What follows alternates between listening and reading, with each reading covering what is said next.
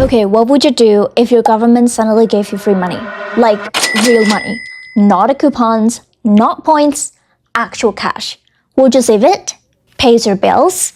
Buy groceries? Or finally replace that one appliance in your house that sounds like it's fighting for its life? Because that basically happened in Taiwan. And the reaction were exactly what you expect when a government says, here's some free money. People got excited, confused, suspicious, strategic, and in some cases, very specific about what they want to buy. So let's talk about why Taiwan gave people money, why it turned into political drama, and why the internet reacted like this was both national policy and a personal shopping event. So yes, Taiwan gave 10,000 NT to eligible people. And once people heard about it, the biggest question was not some deep economic theory. It was basically, okay, when do we get it?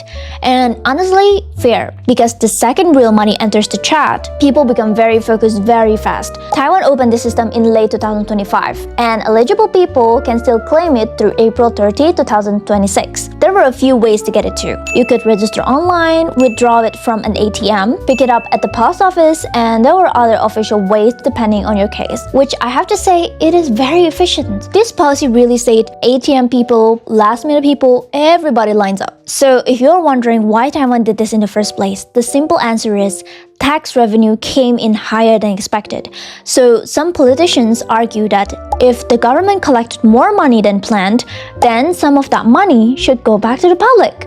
And when you say it like that, it sounds very simple. The government got extra money, so give some back. Easy, nice. Everybody liked that sentence. But the second people started asking more questions, things got more complicated. Like, where exactly is money coming from? Is it really extra money? And should it be used for cash handouts or for other things like welfare, infrastructure, or long-term programs? And that's when this stopped sounding like a lucky bonus and started sounding like a real political fight. Because on one side, people were saying, this is fair. The government collected more, the public should share the benefit. And on the other side, people were saying, okay, but shouldn't public money be used more carefully? Wouldn't it be smarter to put that money into something more long-term? And then the story got even bigger. Because these handouts did not just appear out of nowhere as cute surprise. It became a real political tug of war. The special budget passed in October 2025, and the handout rules became official soon after. But during the debate, some officials argued that giving everyone 10,000 NT could mean a lot of borrowing, because not all of that extra revenue was actually free to use, which is such a government plot twist. Because the public hear there's extra money, and the government says, well, yes, but it also no. And suddenly everybody online is acting like they studied public finance. Some people said the handouts was relief, other people said it was political theater, other people said it was irresponsible. And then there was the most relatable group of all, the people who were just like,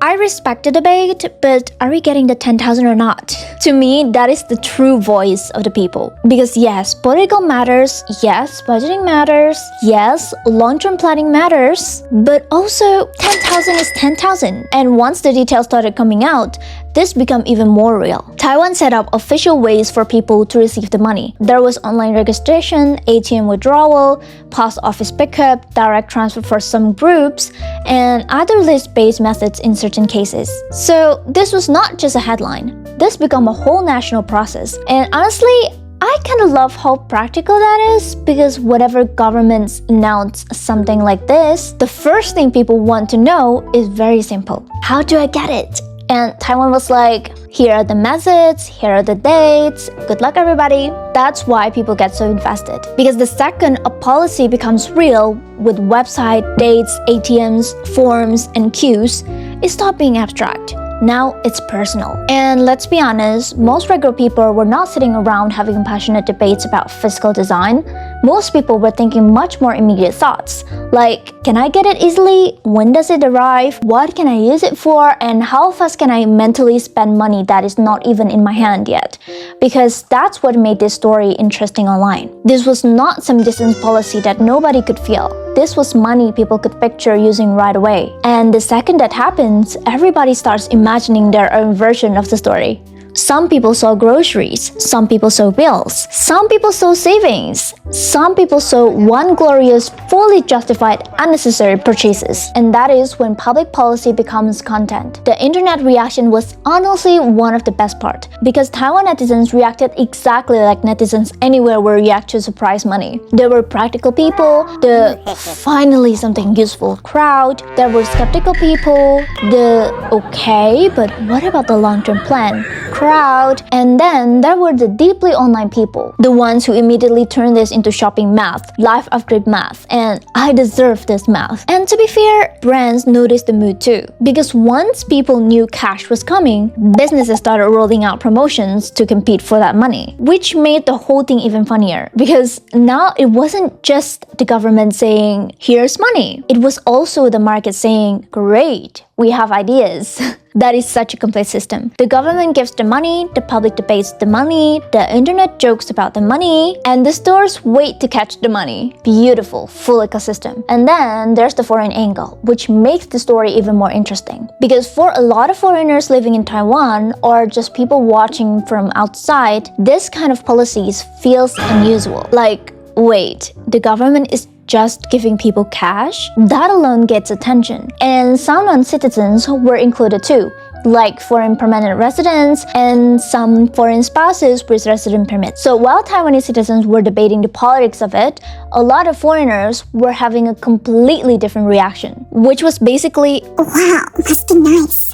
And honestly, same. One of the sweetest examples from this whole story was a Korean YouTuber who used the handout plus some of her own money to buy and add placements in Seoul promoting Taiwan, which is honestly such a wholesome twist in the middle of all of this political drama. Meanwhile, the rest of us were just watching like, I too would like to be blessed by national policy.